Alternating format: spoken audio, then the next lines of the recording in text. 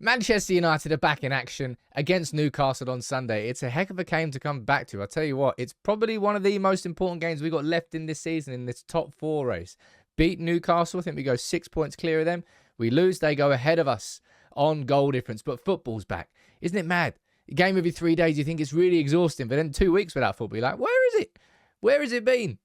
It's back. I'm going to run through all the latest team news from Ten Hag and his pre-match press conference. He speaks about Rashford, about Martial, about Weghorst, Shaw, McTominay. I'm going to bring you all the quotes. I'm going to bring you everything in this video. So make sure you drop a like on it. And come on, subscribe to United People's TV if you are new in town. Let's run through the team news before we take a look at the starting 11. Now, Ten Hag was speaking about Rashford. Obviously, he missed the international break for England with an injury, a knock. We were just hoping he was going to have a rest. He chilled. He went to New York. And Ten Hag has said this about him. I've seen him back this week and he has shown a lot of energy and a lot of motivation. The whole team session was good.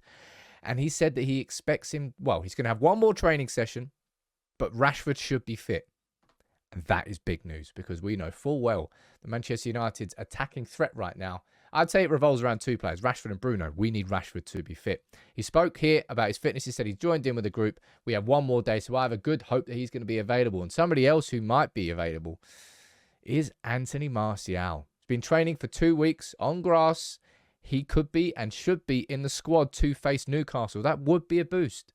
Man United, I would say, are a better footballing team with Martial in. It's just it rarely happens.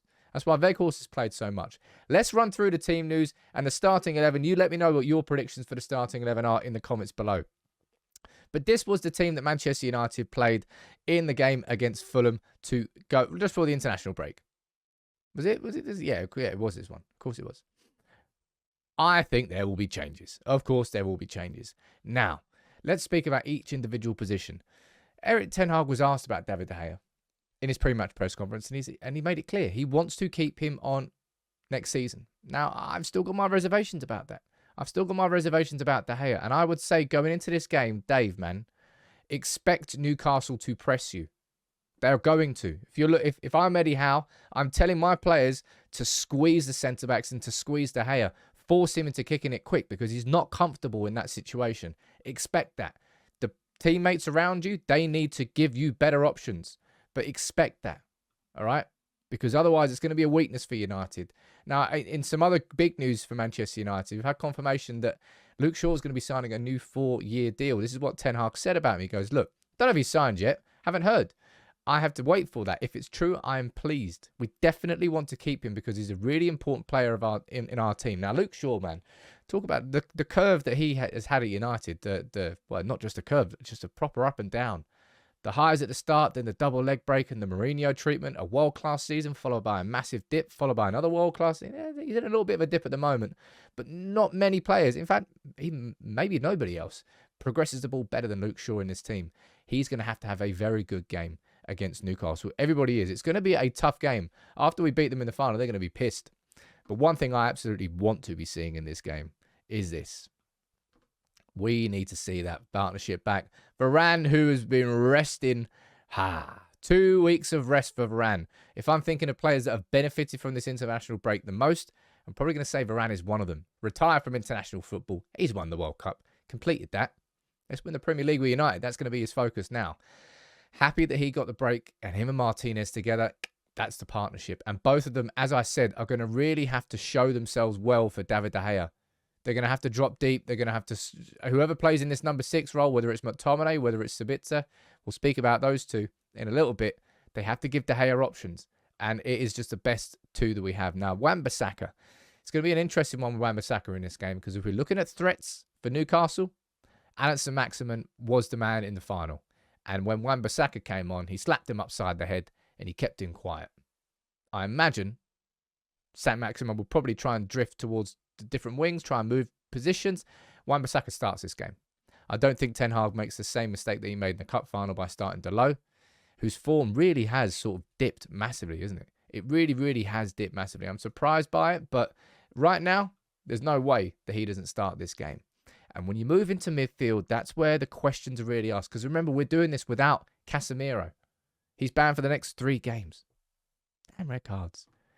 And the questions are there to be asked around McTominay and SABITZER. Now, interestingly enough, Erik ten Hag was asked about McTominay because, look, he scored 4 goals in the international break in 2 games. 2 against Cyprus, 2 against Spain. Bangers, great finishes, playing in a more attacking midfield role. He was asked about Scott McTominay in his press conference. He said, look, it's clear he can play in many roles, but I see him as a midfielder. There's quite a few people that have been saying, Sam, let's try Weghorst. Let's try McTominay up front instead of Weghorst. And I can understand the logic. I'm like, look, I can see how he'd fit that in terms of the pressing and what he'd offered there. In terms of the finishing, he's clearly got momentum. But Ten Hag there is saying he sees him more as a midfielder. So if they are fit, I think you're looking at pretty much the exact same midfield that we saw against Fulham. I think you're seeing McTominay as the slightly deeper of the two with SABITZER there. I maybe would like to see a bit of that instead.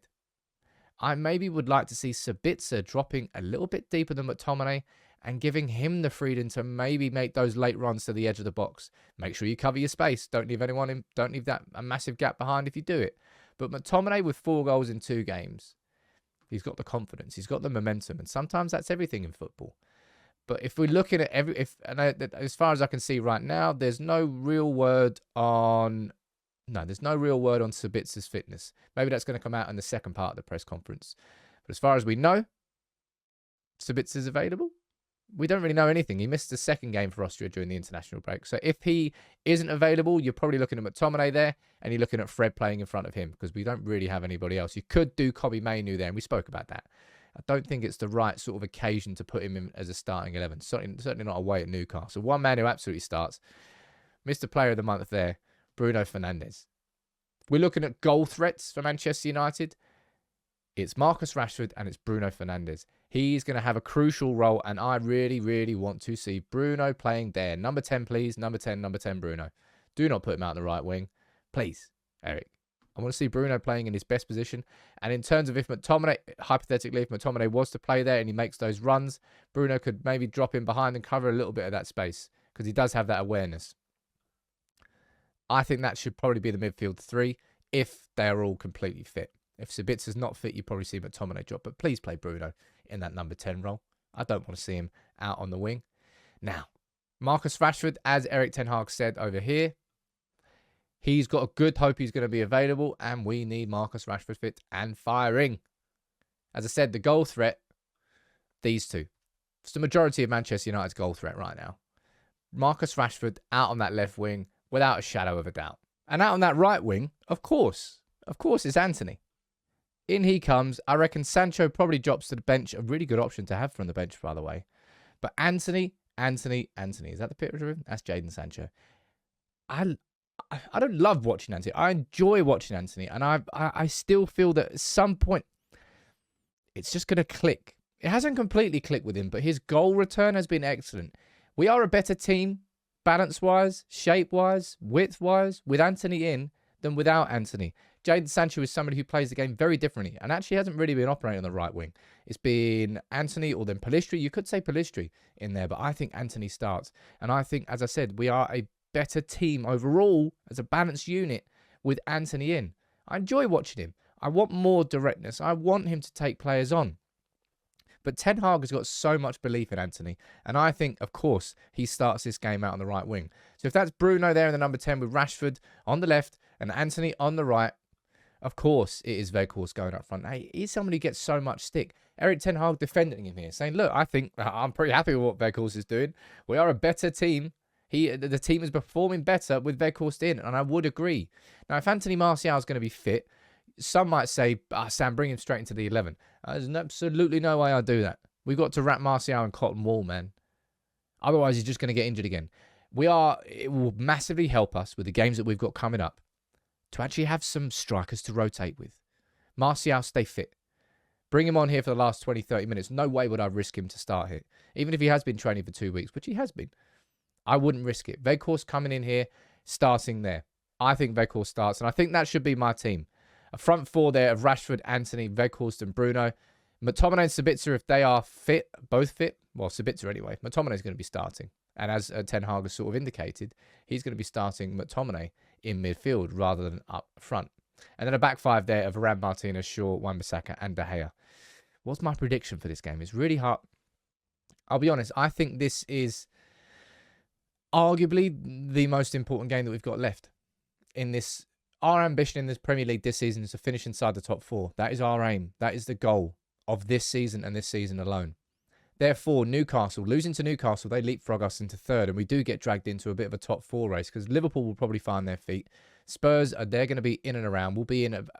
If we beat Newcastle, we'll be 6 points clear of them in 5th. That will be huge, and that will be a sort of buffer that will help us. My prediction for this game, though, I'm going for a score draw. Newcastle will be wounded after that cup final. Isaac is back. They're going to be playing. They had momentum going into the international break. 2 wins. They're going to come with a really fast start at St James's Park. And if we're looking at Man United in these last few games going into the international break post the League Cup final, we've had slow starts. We can't afford that. I hope we don't have that. Concede 1 in the first 15. It's going to be a tough day. But I'm looking forward to it. Football's back. I'm going for a 1-1 draw. You can let me know what you think in the comments below. That's my predicted starting 11. I'm looking forward to hopefully Rashford's fit. Hopefully SABITZER's fit and we can go out there. Because without Casemiro and without Eriksen, we could do with some luck in terms of midfield availability from SABITZER. You let me know your prediction in the comments below, as you always do. Make sure you subscribe to United People's TV. But I can't wait to see United back in action. It's a long old 2 weeks, and now we're back to getting a game every 3 to 4 days. 9 games in April. This is the first one. Strap yourselves in. Hopefully it starts with a win.